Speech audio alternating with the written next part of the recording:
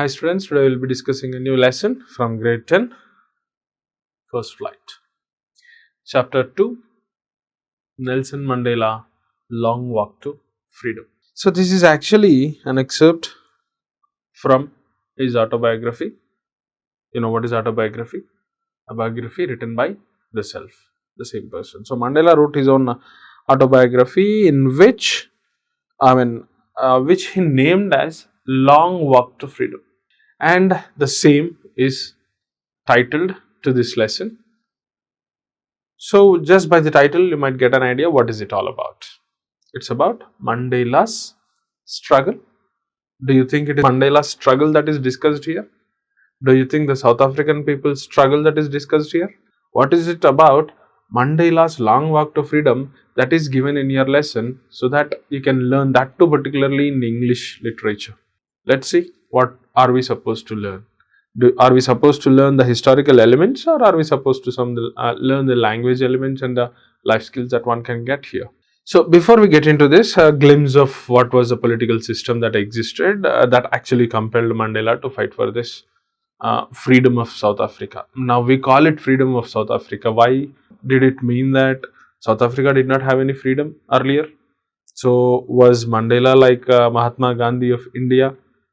Was Mandela like that to South Africa? Like India was in the control of British, was South Africa was control of some other nation? What is it? Let's see. It is actually about apartheid. South African people actually fought for the abolishment of apartheid.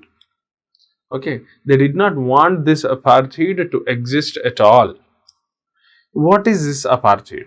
Apartheid is actually a political system that separates people, what? People according to their race. According to what? Their race. That's very important.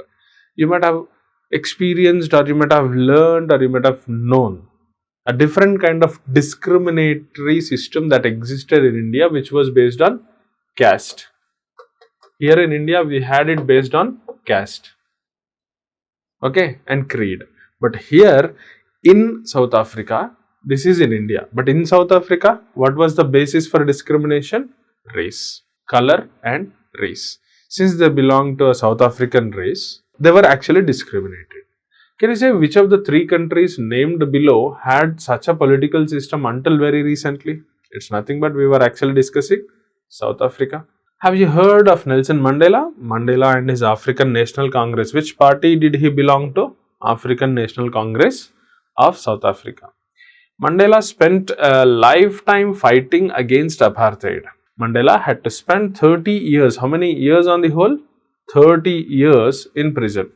Finally, democratic elections were held in South Africa in the year 1994, and he became the first black president of the new nation. So that is the significance of Mandela there. He was a freedom fighter, rather you can call him, though they fought against apartheid. Now what is this apartheid? That is a discriminatory political system that was erected by a different race. Okay, let us see what is that actually, right? And Mandela fought on behalf of his people against those who were actually discriminating them. So in this we have come across a word apartheid. Yes, we understood that apartheid is a political system that separates people according to their race. Now what is the problem? If it separated people according to their race, why would there be a problem for them to fight for freedom?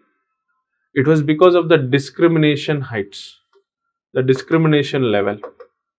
See, the discrimination was so bad that, the people, the native South Africans, who are they actually discriminated here? Native South Africans. These native South Africans were really very much discriminated, that they were not allowed to sit alongside the whites. So who are the people again discriminating here? White people. Who are the people discriminating? White people. Now white people means most of these white people were what? London people, that is England, right? So these British white people and some of the Western countries right, which had got into the colonial rule. Like in India, we had Portugal people, we had German people, we had this French people coming in, we had this British people coming in. Of course, British people occupied the total whole lot of India, while Portuguese people some parts, French people some parts of our country, like a small city, small town. But here what happened is, in South Africa, like they came to India, they went to South Africa, they occupied South Africa, and they did not want to come out of South Africa as usual. You know, Britishers are very well known for what? Time Britishers, and rather to say the present day Britishers also, the present day Westerners also, the whole lot of Western culture. You see, it existed in such a way that those people really wanted to do business, right? And they were taking up a business so seriously that they looted wherever they went. They first went in search of business, in search of resources. Once they found the resources, they devised a way, devised a method, devised a plan in order to loot, okay, that local. Now, for example, they came to India, they looted India, what you call conquered India. Similarly, they went to South Africa. That South African soil was really very, very rich. For what? For gemstones, for diamonds, for gold, right? Now, taking that as an opportunity, they did not want to lose that wealth. So, they, with their mighty power, they conquered South Africa. But the rulers there, like our Indian rulers, they too fought. There were two wars. First, those wars were called Anglo-Boer wars. So, these Boers are the native tribes, while Anglo are these British people and the French and all the different countries. So, these two communities, like the British and the company, like French, Portugal, all these countries on one side, and the Boers, that is the native South Africans, on one side, they fought. First war was won. Okay, this is a significance. Why are we discussing this? This is very much important to apartheid. Okay, so that war happened. In the first war that occurred in the late or early 19th century, like 1800 to 18, it lasted 7 months. Okay, so that war lasted 7 months. The Boers won. That is the native South Africans won, and they continued, considering these Anglo South African people or the British people or the French people to be as their business people only. They did not have any right, they did not have any power that they could exercise in that country. This went on, and in the 20th century, again, if you see, there was this second Anglo-Boer war that was fought. Unfortunately, the second Anglo-Boer war, which was fought in the early 20th century, was the other way round. Actually, what happened? The Boers, that is the native South Africans, were defeated, and the English people, they got the control over South African soil on the whole, and then they erected this apartheid system. What is this apartheid system, and what is the purpose they erected this apartheid system? Is that they wanted to, like in India they did, they first, wherever they went, they first would occupy, right? They would conquer, right? Once they conquer, what was their main motto was that they should make the people there to come into their control. In order, the first step that they did is that they imposed this kind of very rude mindset, very inhumane mindset, that they imposed onto the locals there, that they are of lower race, they are of inferior race to those Anglos, to those Britishers or Portugals or whatever. Okay, so they imposed that, and they erected a discrimination system. All whites were given special privileges. Who are these people actually? They are foreigners. They nowhere belong to South Africa. They occupied South Africa and they got all special rights. While all the native South Africans, the Boers and all the native South Africans, or whoever are brought into South Africa on the purpose of work from India, from Egypt, from different places. Wherever these British people had colonies, they took all the people there, most of the people to South Africa, so that they could work and reap profits for Britishers. So all those, other than whites, all those colored people were discriminated. They were never given any rights. They were treated slaves. What were they treated? Slaves. Now slavery, that is a very, very bad thing, inhumane thing, which cannot last longer. So it had to break open. Fighting that slavery, many of the South African leaders came. Okay, it took nearly centuries. Okay, almost a century for them. In the last decade of the 20th century, that is in 1994, they finally got their freedom. So almost you can say total 100 years of complete discrimination, complete rule of the whites, while the other 100 years or so with a partial rule or a businessman strategy they maintained. So somehow they looted. Now that has come to an end in the year 1994. Now what is this apartheid system? Apartheid system is where whites were given special rights above these blacks or colored people, and they were never given any kind of privilege. Forget privilege, their basic human rights they were denied of. They had separate bus stops. They had separate cabins in the buses. Like in the present day in India, if you see in the city buses lately, if you see, or in the special coaches in trains, you see a special coach for women. So they treated themselves special, and see, the majority of the bus, 70% of the seats were allocated for them, wherein only 20-25% seats would be occupied. Say for example, 50 out of 50 seats, say 30 to 35 seats would be allocated for white people. No colored person to enter into that part of the bus or coach. Even if there is, the whole coach is empty, nobody is to be allowed into that. Nobody is allowed into that. Nobody in the sense, all the colored. And whatever the number of colored people, see that within the 20 seats, nearly 50 to 60 colored people had to board that bus and they had to journey. Seeing that 30 seats which are empty, they were never allowed there. If they went there, they would be beaten up, they would be imprisoned. Bus stops itself, the bus stalls, they would have different bus shelter, and they have the whites would have different bus shelter, while these colored people would have a very bus shelter. Similarly, their housings and all, very like the slum area, you might have heard of slums. So like slums, these people's these people's colonies were maintained. No proper rights given, no proper amenities provided.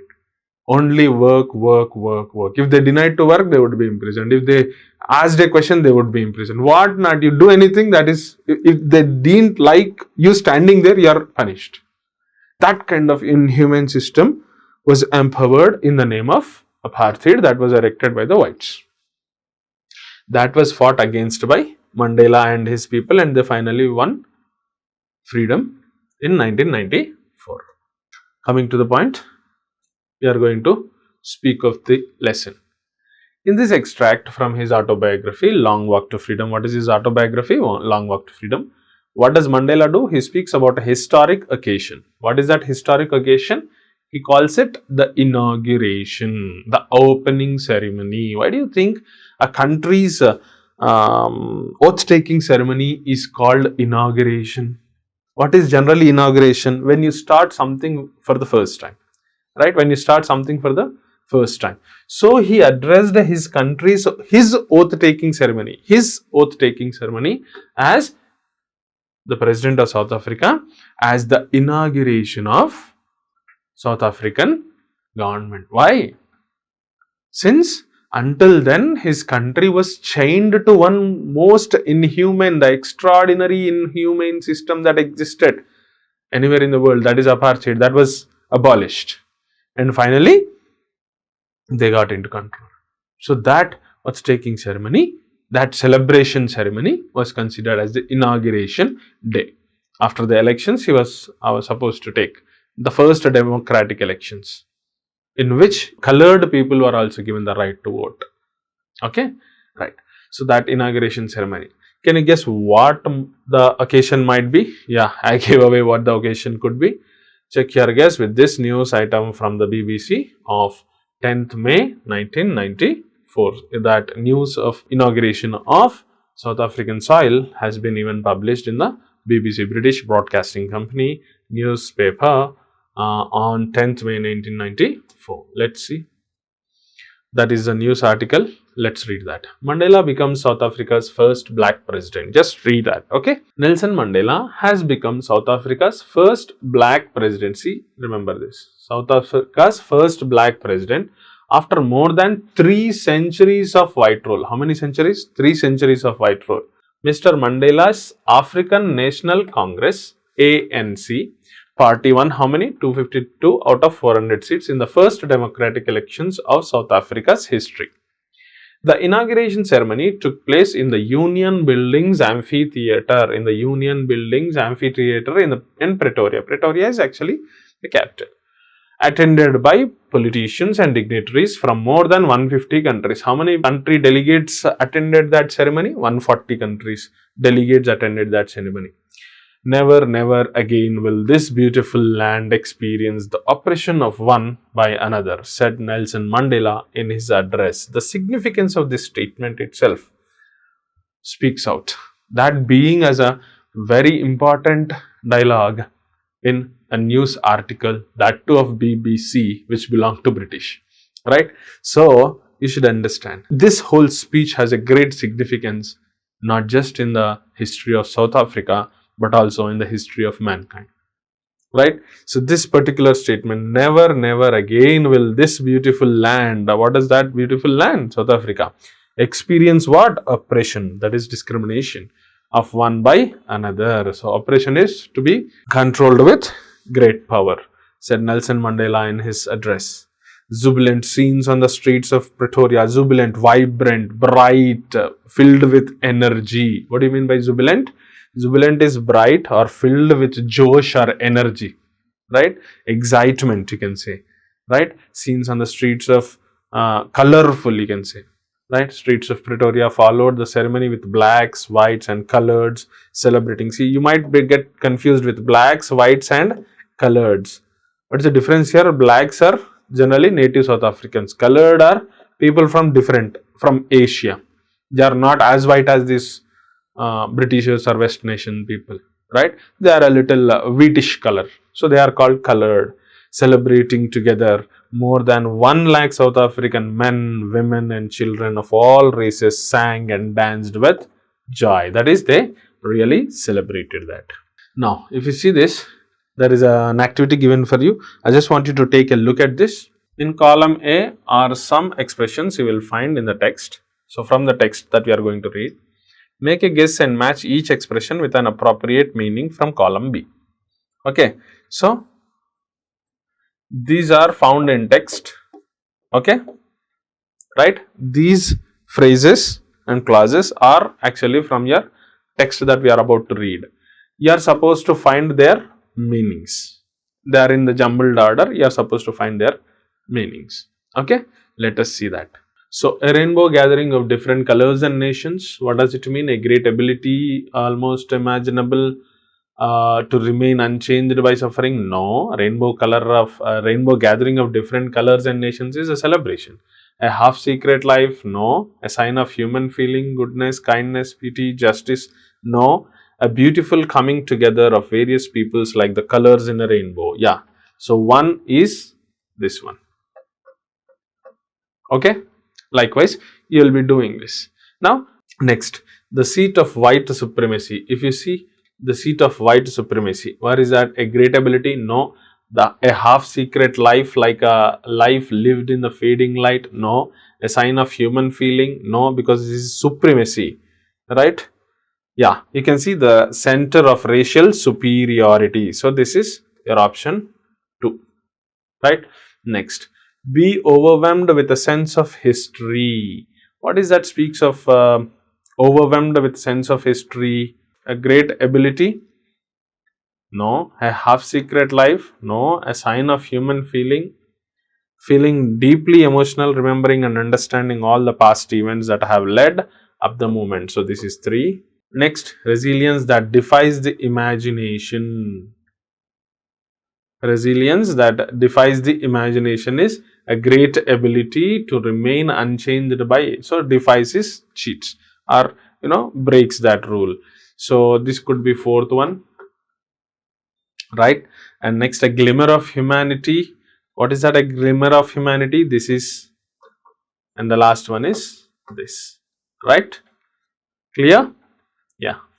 So these are actually to be found by you after we discuss the text. This is an activity that you are supposed to do, but we did it. Once again, after we finish the lesson, it is better if you just took your textbook and went through this exercise, because this is going to help you a lot. For these are the quotes or citings that are of great value if you include them into your answers. If at all there is a question from board asking you anything related to apartheid or Mandela or something, yeah, this is the key that is given for you that we have done. Let's take a look at it.